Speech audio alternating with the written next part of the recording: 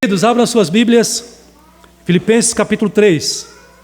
O texto que eu vou ler para vocês, você vai acompanhar aí na sua Bíblia, apenas 2 versículos, versículos 2 e versículo 3. Filipenses capítulo 3, versículos 2 e 3.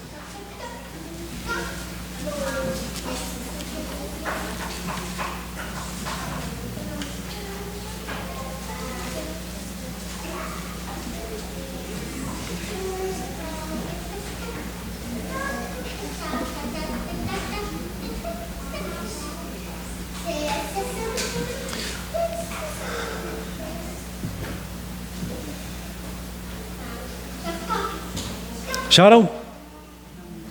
Amém ou misericórdia? Esse é fácil, né? Mesmo sentados, acompanhem com reverência a leitura desse texto sagrado. Nos diz assim a palavra do Senhor: acautelai-vos dos cães, pessoas de mente impura e teimosas. Acautelai-vos dos maus obreiros. Acautelai-vos da falsa circuncisão, que na verdade é considerada mutilação, por ser falsa. Leamos juntos o versículo 3.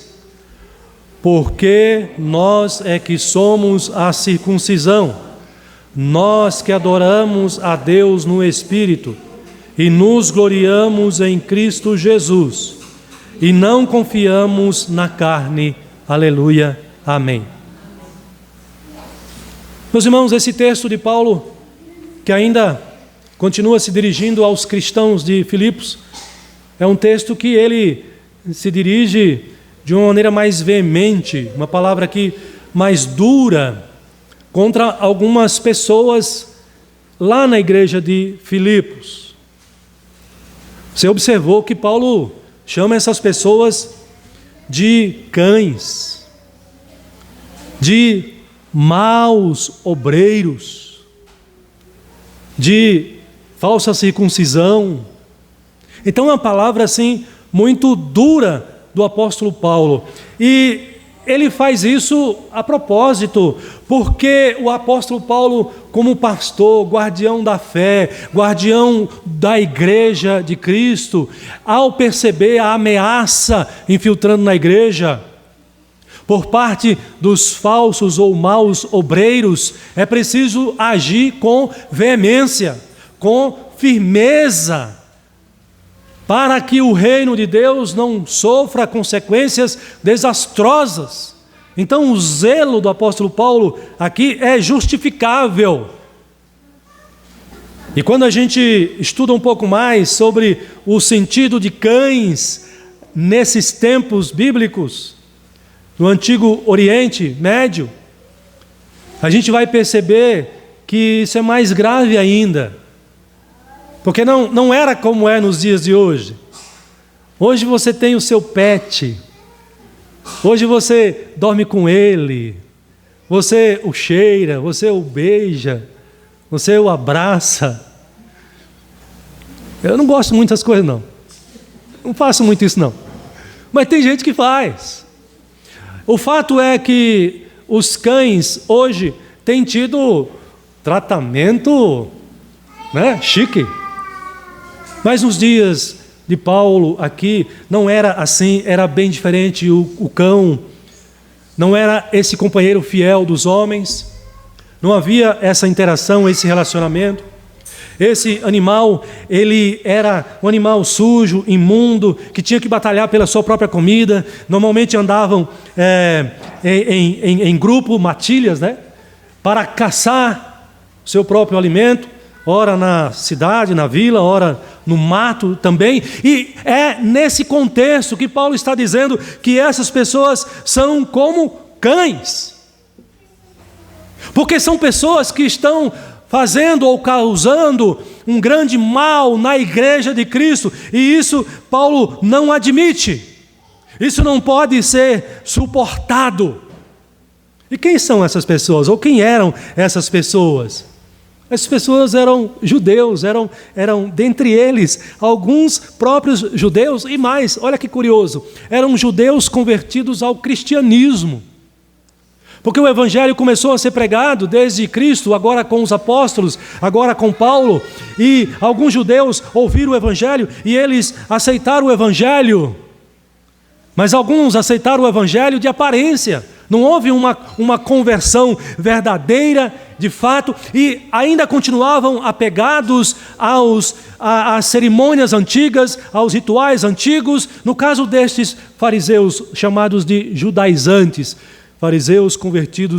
judeus convertidos ao cristianismo, eles estavam apegados nesse contexto aqui à circuncisão, a esse rito da circuncisão como sendo de maior importância, de maior valor, até mesmo do que da pessoa e da obra de Jesus Cristo, a circuncisão. Essas pessoas entendiam que a obra de Cristo, crer em Cristo, o que Ele fez, sua morte, o seu sacrifício, não era suficiente para eles terem e desfrutarem de uma salvação na sua plenitude. Então eles diziam que era necessário ainda guardar a lei de Moisés e especialmente a circuncisão. Você sabe o que é a circuncisão, né? A gente costuma fazer uma analogia com a cirurgia que a criança faz quando tem necessidade, que me falhou agora o nome da cirurgia. Cirurgia de fimose. Né? É a que é mais próximo para a gente entender aqui um pouquinho. Mas fato é que esses cristãos, judeus cristãos, eles insistiam então no que nós conhecemos como ritualismo, deixando a pessoa e a obra de Jesus de fora. O ritualismo não está distante do ser humano, porque a religião é muito próxima de nós. O Brasil é um país cristão, na sua grande maioria, cristão católico. É o tipo do cristianismo católico. E nesses dias a gente vive algumas práticas ritualísticas. Estamos nos aproximando da Páscoa, quarta-feira de cinza, inaugurando aquilo que é conhecido na teologia católica como a Quaresma, que é um período de chamamento do cristão católico a uma reflexão, a uma contrição, a uma piedade maior, a um arrependimento. E quando o sacerdote faz a cerimônia das cinzas, né? Quarta-feira de cinza, isso tem um significado, isso tem uma prática, uma lógica na teologia católica, né? Olhando para o Antigo Testamento, por conta da prática dos judeus, que quando se arrependiam, né, se vestiam de cinzas, derramavam cinzas sobre as suas cabeças, mostrando que as cinzas relembram essa contrição. Também no contexto da teologia católica, é um chamado para que o ser humano reconheça que ele é pó, a sua fragilidade. Mas também, olha que interessante, na própria teologia católica, quando o sacerdote faz o uso dessa cerimônia, que é o sinal da cruz na testa do fiel católico, na missa, ele profere essas palavras, chamando o fiel a reconhecer a sua fragilidade. Tu és pó, ao pó voltará. Mas também é um chamado que ele faz a converter-se ao Evangelho. Olha que interessante. Mas há a prática do rito, há o ritual ali oferecido para os fiéis católicos. E você deve conhecer um pouco esse contexto, essa realidade, né? As quartas-feiras, ou a quarta-feira de cinza, a sexta-feira da paixão, e nesse período, as sextas-feiras todas, é proibido comer carne, né? Que é a ideia de fazer com que o católico, ele participe, a ideia é que ele participe do sofrimento de Cristo. Essa é a ideia por trás dessa teologia aqui. Então, aquele que é católico, ele precisa cumprir, porque isso nesse contexto, uma obrigação, um chamamento obrigatório. Nós falamos aqui pela manhã de santa convocação. Nesse caso aqui é uma santa convocação nesse contexto católico para o fiel católico. Ele precisa seguir esse ritual aqui. Mas, queridos, cumprir apenas o ritual não serve. É isso que Paulo está ensinando aqui nesse texto. Cumprir o ritual e nesse contexto não converter-se ao Evangelho, a Cristo, de nada adianta. O que nós entendemos aqui é que o ritual não une o pecador a Deus, que a cerimônia não une o pecador a Deus, não traz o perdão, não traz a salvação. O único que pode fazer isso é Jesus Cristo.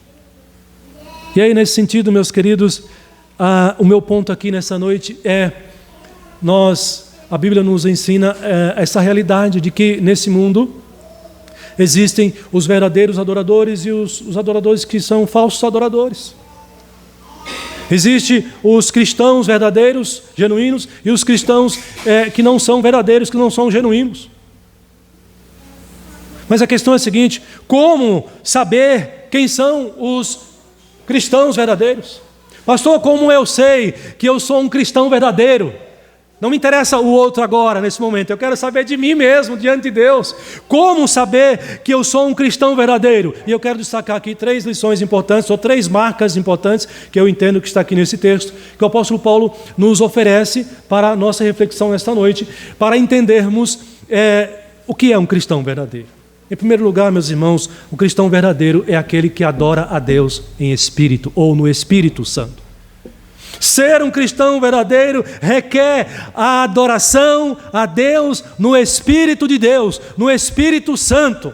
Observe que o texto no versículo 3, Paulo, depois de levar essa palavra dura a esses judaizantes, ele diz: porque nós é que somos a circuncisão. A circuncisão tem um significado importante para o judeu. Ser circuncidado para o judeu significava ser o verdadeiro israelita, ser o verdadeiro povo de Deus, ser o escolhido de Deus. E esta é a marca de que eu sou, de que eu pertenço a Deus. A minha circuncisão na minha carne significa que eu pertenço a Deus. Mas Paulo está dizendo assim: o verdadeiro porque nós é que somos a circuncisão. E aí ele vai dar o primeiro elemento, o primeiro argumento, a primeira justificativa. Por que Paulo diz que eles, e não esses judaizantes, é que são a circuncisão, isto é, a verdadeira circuncisão, isto é, o verdadeiro povo de Deus? Em primeiro lugar, Paulo está dizendo aí, porque nós que adoramos a Deus no Espírito. O que Paulo está ensinando aqui, meus irmãos, é que o verdadeiro cristão é aquele que adora a Deus, é aquele que desenvolve uma prática religiosa não baseada em ritualismo, em cerimonialismos antigos, mas é aquele que desenvolve uma vida cristã, é aquele que desenvolve as suas orações, o seu culto, o seu louvor a Deus, guiado pelo Espírito Santo, na sua mente e no seu coração. Portanto, o verdadeiro cristão é aquele que tem o Espírito Santo. Não há como ser de outra forma. Até porque nós aprendemos na palavra do Senhor que o Espírito Santo é o Espírito vivificador. Ou seja, é Ele quem dá a vida. É Ele quem nos converte a Deus, é Ele quem nos dá a verdadeira iluminação para compreendermos a Deus. Deus não aceita uma adoração que não seja levada a Ele, guiada a Ele pelo seu próprio Espírito, o Espírito Santo. Deus não aceita esse tipo de adoração, porque aquele que não tem o Espírito, ele está morto diante de Deus. Espiritualmente ele está morto. Ele não consegue adorar a Deus. E é interessante, eu me lembro de uma conversa que Jesus teve, você deve ouvir, já ter ouvido e lido sobre esse encontro de Jesus com uma mulher, conhecida como a mulher samaritana. Essa mulher encontra-se com Jesus e aí ela começa a questionar Jesus, fazer algumas perguntas, depois que ela percebe que Jesus ali é um religioso, né? Ela não sabe ainda que Jesus é o Messias que está diante dele. E aí ela começa a perguntar para Jesus: você acha que nós devemos adorar no Monte Gerizim ou em Jerusalém? Aqui é o dilema, né? A celeuma aqui, a divisão entre samaritanos e judeus.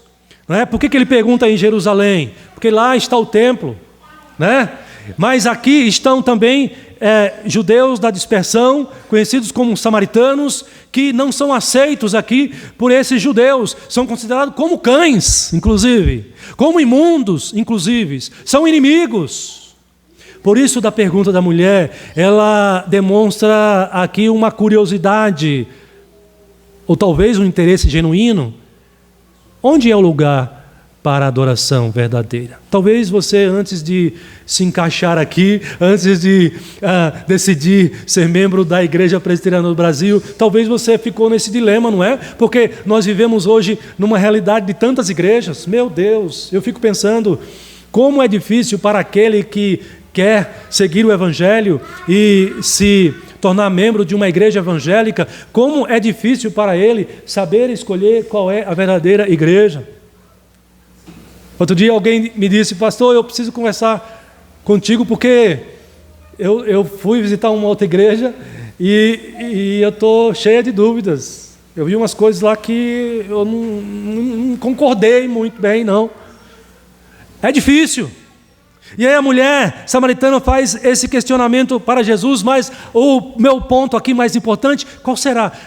Qual foi a resposta de Jesus? Qual terá sido a resposta que Jesus deu para essa mulher? A resposta de Jesus foi a seguinte: ele disse: mulher, vem a hora, e já chegou. Olha só, olha Jesus falando de verdadeiro e falso. Olha como isso é importante. Há o cristão verdadeiro, há o cristão falso. Há aquele que é convertido e há aquele que pensa que é convertido. Olha o que Jesus diz, chamando a atenção para esse aspecto. Eis que os verdadeiros adoradores. Opa! Se Jesus está dizendo que há verdadeiros, então ele está admitindo que há falsos adoradores. Isso não é difícil para nós entendermos e também reconhecermos. Eis que os verdadeiros adoradores adorarão o Pai em espírito e em verdade. Porque são estes que o Pai procura para seus adoradores. Deus não está interessado em adoradores falsos. Deus não está interessado em adoradores carnais, em adoradores que se baseiam em rituais apenas. Tão somente porque a Igreja Presbiteriana tem seus rituais. A Santa Ceia é um ritual, o batismo é uma cerimônia. Mas Deus está interessado em verdadeiros adoradores. E qual é a característica que Deus estabelece aqui? Que sejam adoradores que o adorem em espírito e em verdade. Aqui traz a ideia de integridade, de completude. Deus não quer adoradores que o adorem apenas da boca para fora, dos lábios para fora, e o coração está longe de Deus. Você não pode estar aqui na igreja cantando belos cânticos, belos hinos, como nós cantamos, cantando com os lábios, mas a sua mente está viajando, o seu coração está longe. Não é esse tipo de adorador que Deus está procurando. Deus está procurando um adorador que o adore com os lábios e com o coração. Mas isto só é possível por obra do Espírito Santo. Porque sem Ele, você não consegue adorar a Deus com a mente e com o coração, ser integral na sua adoração ao Senhor. E por que Deus exige uma adoração em espírito e em verdade? Por que Ele não aceita uma adoração dos lábios da boca para fora? Porque esse Deus, Ele é espírito, ou seja, aqui é o valor eterno desse Deus, Ele é espiritual. E nós somos carnais. Percebe aqui a necessidade da presença e do agir do Espírito Santo para que a sua adoração seja aceitável a Deus. Como pode um carnal, como pode um pecador oferecer a sua adoração a este Deus que é espiritual, que é eterno, que está acima, em outro nível? Como pode esse pecador que está aqui, de fato, adorar e essa adoração ser aceita sem uma intermediação do Espírito Santo? É impossível. E aí ele diz, o próprio Jesus diz no verso 24 de João, porque Deus é Espírito. E importa que os seus adoradores o adorem em espírito e em verdade. É por isso que aquele que ainda não foi convertido, aquele que de fato não teve um encontro real com Cristo, ele não tem condições, não está capacitado a prestar a verdadeira adoração ao Senhor. Será dos lábios para fora.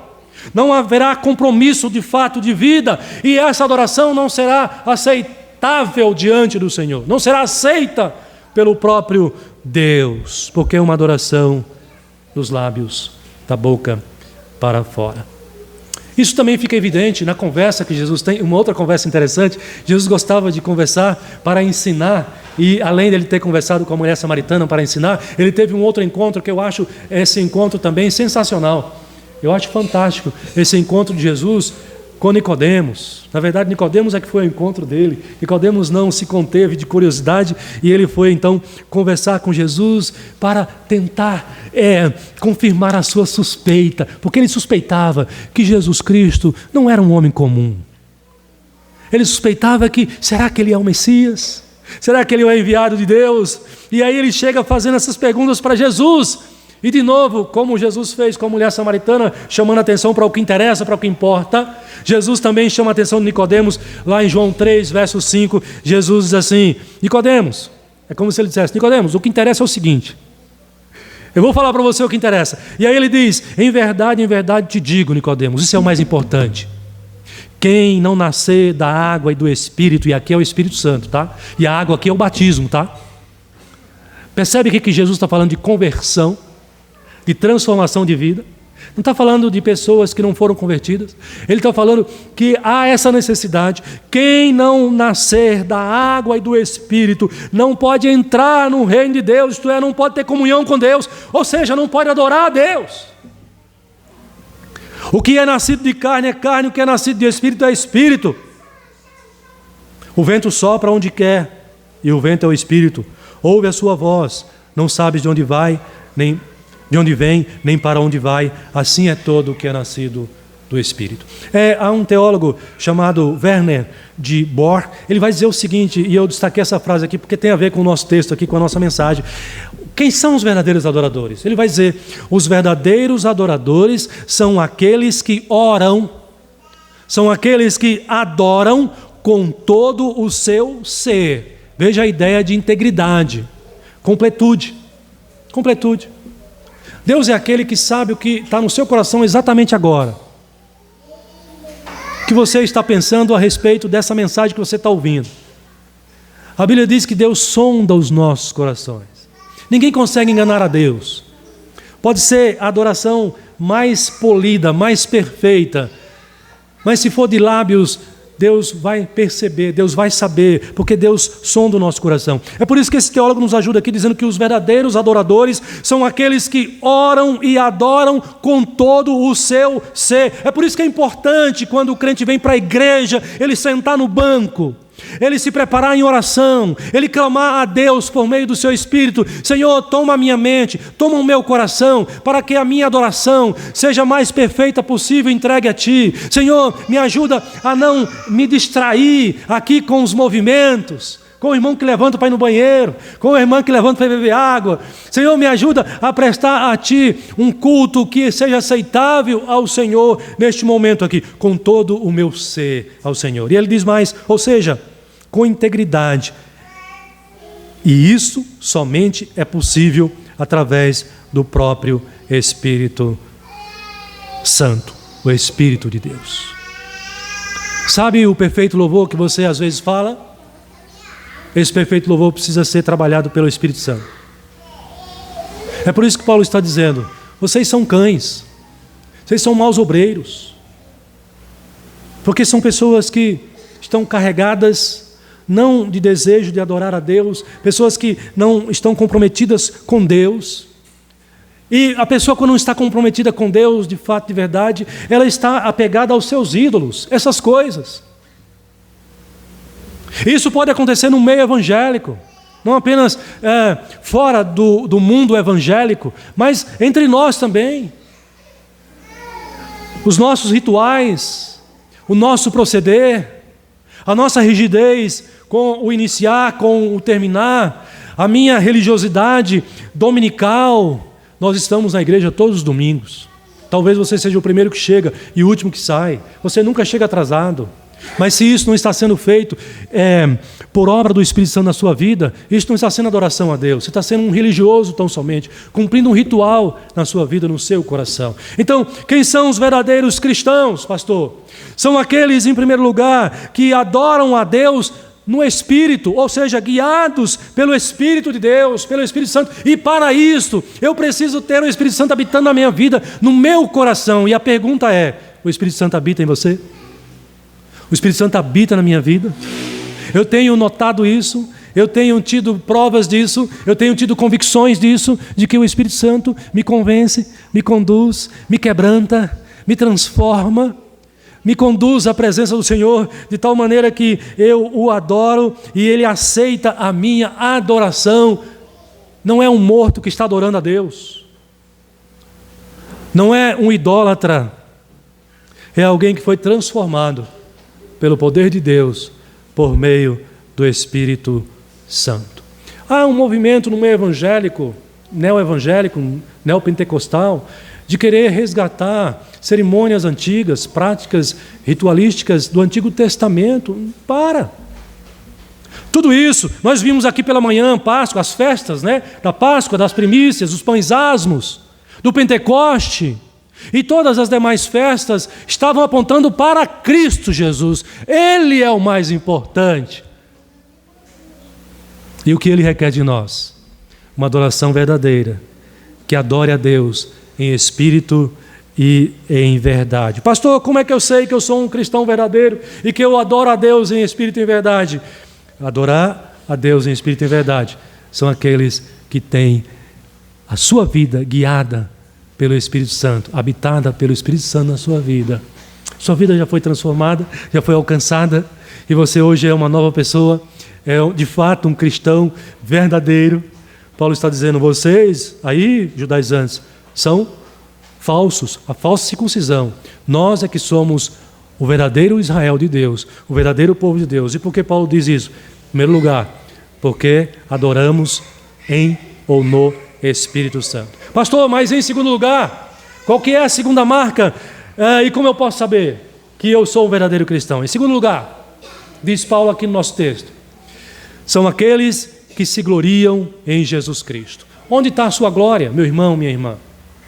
Onde você tem colocado aquilo que é mais importante para você, o que você elegeu como sendo o mais importante para você? Paulo diz aí: nós é que somos da circuncisão, nós que adoramos a Deus, e agora ele diz: e nos gloriamos em Cristo Jesus. Sabe, eu fui surpreendido pelo meu professor, essa semana passada, lá no curso do Mackenzie, lá de Direito. Ele chegou e foi se apresentar na sala, e aí foi falar de si mesmo, quem era ele, e dentre as frases que ele estava citando, ele disse o seguinte, para a igreja, para a sala toda, e lá não é uma igreja, lá tem, a maioria dos alunos não são convertidos, e muitos são anticristãos, anti-evangelho. E ele disse assim: eu amo o meu Jesus, e disso eu não abro mão. Falou na sala de aula. E eu fiquei assim surpreso, porque nós estamos numa escola confessional, e ele disse isso. E aqui eu posso falar isso porque eu estou numa escola confessional. Beleza, maravilha, eu vibrei. E eu fui impactado com esse testemunho dele.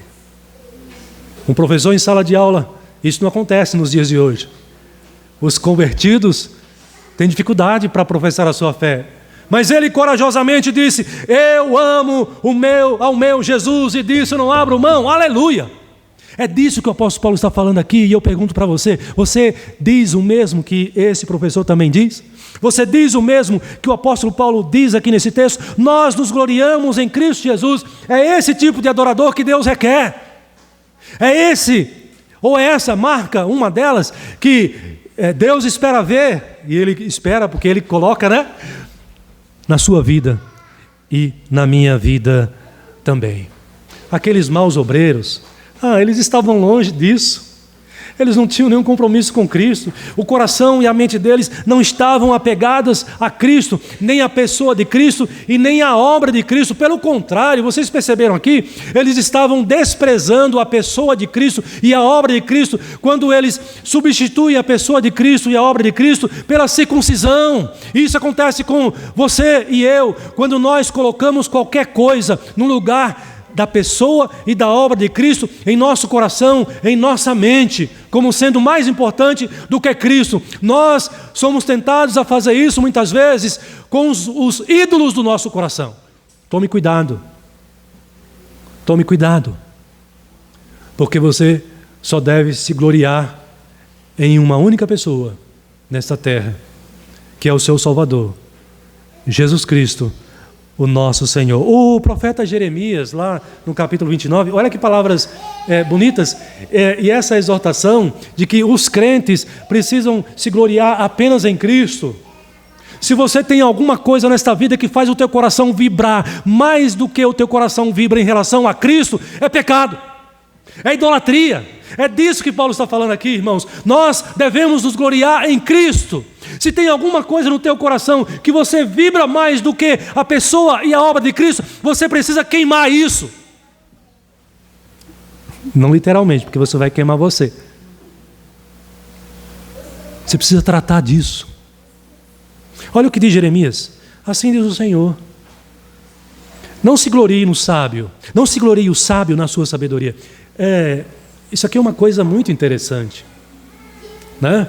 Nós gostamos de ter o melhor pastor, né? Pastor inteligente, pastor atual, pastor ligado nas redes sociais. Nós gostamos de ter o melhor professor. Aquele professor ali eu admiro, eu sigo ele nas redes sociais. Nós gostamos de conversar com pessoas inteligentes, pessoas sábias. Não é verdade? Isso é agradável. Isso nos alegra. Mas é claro, porque isso vem de Deus. Isso é uma coisa boa, não é uma coisa ruim. Mas aquele que tem essas coisas é tentado a desviar o foco, a deixar de se gloriar em Deus, em Cristo, para se gloriar no dom que Deus deu a ele. É por isso que Jeremias está dizendo: assim diz o Senhor, não se glorie o sábio na sua sabedoria. Não se glorie o jovem belo na sua beleza. É idolatria. O culto ao corpo, né? Que é tão comum nos dias de hoje. E Jeremias prossegue: é por isso que eu falei, e nem o forte na sua força, academia. Né? Cuidado aí, presbítero Mauro. Brincando com ele aqui, né? Veja como o profeta Jeremias traz essa realidade para bem próximo de nós, porque nós também somos tentados a desviar o foco de Cristo, da sua pessoa, do que Ele fez por nós, para o ídolo. Os judaizantes, para a circuncisão. Mas e você? E eu? E nós, nos dias de hoje?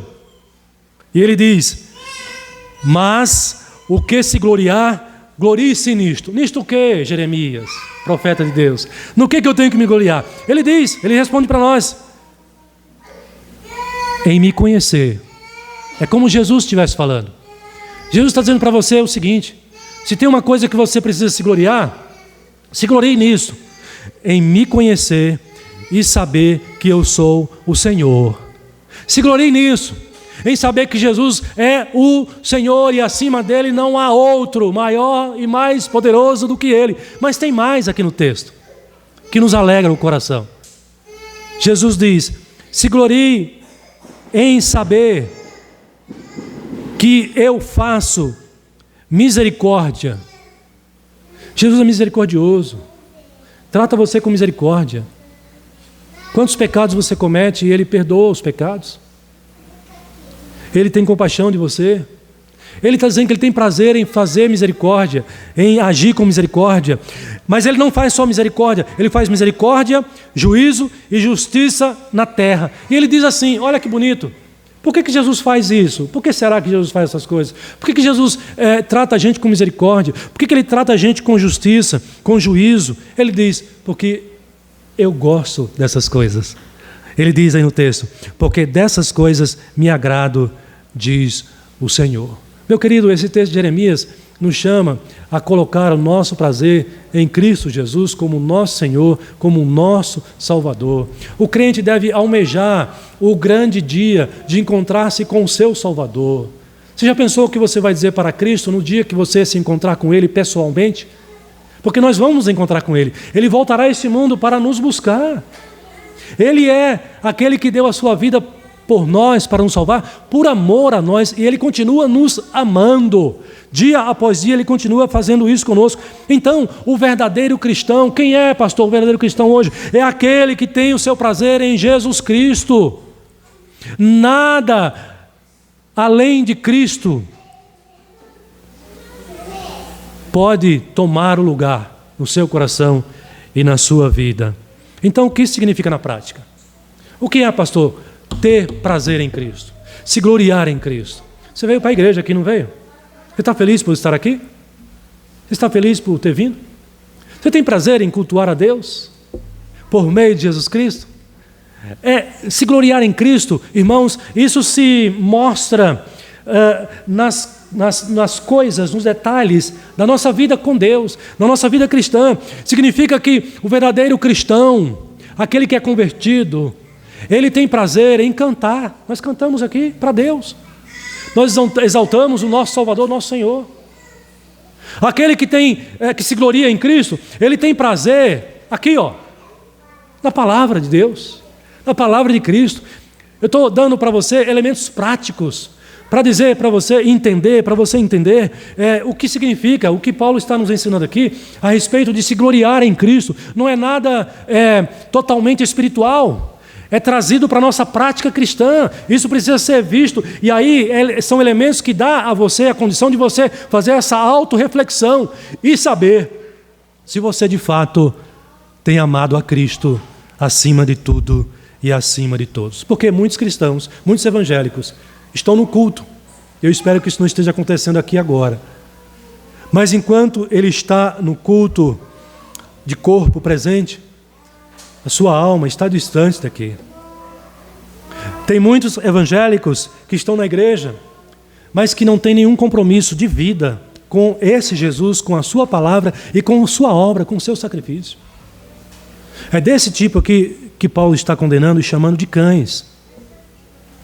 Porque se não está servindo para o crescimento do reino de Deus, está atrapalhando o crescimento do reino de Deus. Se não está se gloriando em Cristo, ele está escandalizando o nome de Cristo. E eu não estou errado nisso, porque a Bíblia diz que na igreja há trigo e há joio. Pastor, que palavra é essa? Não é minha não, irmãos, é a palavra do Senhor, é a palavra de Deus, e é a palavra que deve penetrar o nosso coração e a nossa mente, e nos fazer refletir, eu sou um verdadeiro cristão? Eu sou de fato um convertido? Senhor, tem misericórdia da minha vida. Nós não podemos viver de aparência, irmãos. Você não pode viver de aparência diante do Senhor. É por isso que Paulo vai dizer que o verdadeiro circunciso não é o que tem a marca no corpo, externamente. Ele vai dizer que o verdadeiro circunciso é aquele que o é interiormente. Ou seja, o que Paulo quer dizer com isso? Ele diz que é no coração, no espírito, e não segundo a letra, não segundo a própria palavra da boca para fora, mas é do coração, é da sua própria alma. Por isso, irmãos, como saber que nós somos verdadeiros cristãos? Eu já disse para você, em primeiro lugar, é preciso adorar a Deus no Espírito. Uma adoração viva, verdadeira. Não é uma adoração morta. Porque o Espírito é vida. O Espírito Santo é vida. Ok? Em segundo lugar, estou dizendo para você que você se gloria em Cristo. Como verdadeiro cristão. Você tem a Cristo como aquilo que é mais importante para a sua vida. Em terceiro lugar, pastor, qual que é a terceira marca do verdadeiro convertido ou do verdadeiro cristão? Em terceiro lugar, essa é fácil. Ele não confia na carne. Ele não confia nas obras da carne. E o texto está bem explícito aí. Paulo está dizendo isso aí no finalzinho. Ele diz, e não confiamos na carne. Você não pode confiar na sua carne. Você não pode confiar na sua mente. Você não pode confiar no seu coração. Você não pode confiar na sua natureza. Pastor, eu tomei essa decisão porque eu senti no meu coração que era isso que eu devia fazer. Mas aí eu pergunto para você, você colocou esse sentimento no seu coração diante do Senhor? Você buscou a iluminação e a direção do Espírito Santo? Não confie no seu coração. Seu coração é corrompido. O próprio Jeremias nos traz esse grande alerta, né? Ele é desesperadamente corrupto. Você confia no seu coração? Não podemos confiar na carne. Não podemos confiar nas nossas próprias obras. O que fazia os judaizantes? Confiava na circuncisão, na carne. É isso que Paulo está dizendo aqui. Não confie no ritual, não confie nas obras. Eu me lembro quando criança, Sexta-feira da Paixão. Meu pai católico, e por algumas vezes ele nos fez seguir esse ritual. Subir o morro, a gente chamava de cruzeiro, na época lá na Bahia. Cruzeiro. E ainda hoje acontece isso.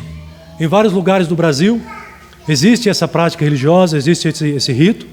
As pessoas se dirigem ao alto do morro, ou escadarias, né? Pagando promessa, fazendo as suas orações. É uma penitência que é feita, que é realizada ali.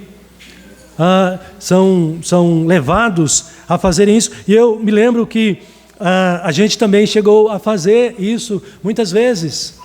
Mas eu fiz isso, confesso para você, confiando na obra da carne. Se é que eu tinha alguma fé naquilo que eu estava fazendo ali, mas foi isso que eu aprendi lá naquele momento, naquela ocasião. Então eu vi as pessoas subindo, carregando pedras nas mãos, alguns ajoelhados, subindo de joelhos, pagando, segundo eles, a promessa. Isso é muito comum no contexto católico do nosso país, no nosso Brasil. Qual que é o ponto? Não podemos confiar na carne, diz o apóstolo Paulo. Pastor, eu sou convertido, sim. Por que você é convertido? Pastor, todo domingo eu estou na igreja, escola dominical e culto à noite. Você está subindo o morro. Mas você entende por que você está fazendo isso? Você está fazendo isso porque você está confiando no seu esforço? Você é pontual, você não se atrasa? Pastor, eu sou convertido, pastor. Eu dou um excelente testemunho na minha empresa, na minha escola, na minha faculdade. Só isso não é suficiente. Se você está apegado só a isso, não está muito longe dos judaizantes que confiavam na circuncisão, confiavam na carne. O que Paulo está dizendo aqui, a advertência dele, é que o verdadeiro convertido, ele não confia na carne. E Paulo vai dizer, olha, se você está confiando na circuncisão, isso é pior ainda, porque você conheceu o Evangelho e você está desprezando o Evangelho, o que significa que a circuncisão perdeu o sinal do que ela significava no Antigo Testamento, e agora ela não passa de mutilação. Você está se mutilando, não tem sentido espiritual nenhum. Neste caso aqui é destruição. Não faça isso. É isso que o apóstolo Paulo está dizendo aqui neste texto. E aí nós vamos ter na sequência dos versículos 4 em diante, você vai ter o belíssimo testemunho do apóstolo Paulo.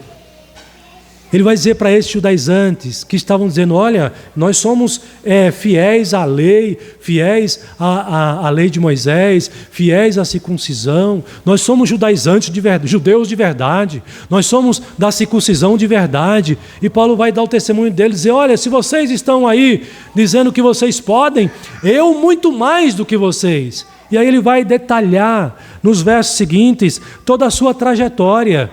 E de fato, o apóstolo Paulo, se fosse o caso de confiar na carne, o apóstolo Paulo tinha muito mais elementos para confiar na carne. Ele começa dizendo, olha, eu sou hebreu de hebreu, eu sou da tribo de Benjamim.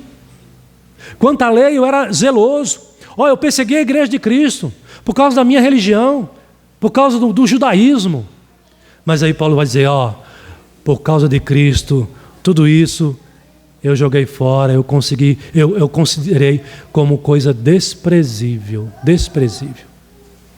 Meus irmãos, aquele que é religioso, mas que não é convertido, quando ele é alcançado pelo Evangelho, ele tem a mesma reação de Paulo. Talvez nós cristãos aqui, estejamos apegados ainda em algum aspecto à obra da carne. Precisamos pedir que o Espírito Santo nos ilumine, para que nós possamos compreender, eu não posso confiar na minha carne. Pastor, é verdade, eu estava vindo na igreja aqui sendo zeloso, pontual, comprometido, mas eu me gloriava disso. Isso é ritualismo, isso é confiar na carne. Pastor, eu sou aqui bem comprometido no ministério. Na minha escala eu estou aqui como diácono, eu não perco. Talvez você esteja confiando na carne, na obra da carne. Você esteja fazendo isso para a sua própria glória e não para a glória de Cristo. O verdadeiro convertido, o verdadeiro cristão, nos ensina a palavra de Deus, não confia na sua carne, nas obras da carne, porque a sua confiança está em Deus, na sua palavra, e a Ele que Ele segue. William Hendricks, que é um outro teólogo que eu gosto bastante, ele vai dizer assim: os que são genuinamente convertidos, os circuncisos, não põem sua confiança na carne, mas exclusivamente em Cristo Jesus. Porque nós é que somos da circuncisão, diz o apóstolo Paulo. E aí ele diz: nós que adoramos no Espírito, nós que nos gloriamos em Cristo, nós que não confiamos na carne. Que você, amado irmão, amada irmã, de fato e de verdade, faça parte desse time do apóstolo Paulo, dos verdadeiros cristãos. Que nós, ao fazermos essa reflexão, nós sejamos achados, aprovados diante da palavra do Senhor nesta noite, que fala ao nosso coração, à nossa alma, à nossa mente. E que você possa continuar convicto da sua conversão, se aperfeiçoando em Cristo Jesus, crescendo nessa graça que alcançou a tua vida, se tornando um cristão convertido e maduro cada vez mais para o serviço do reino e para a glória de Deus. Amém.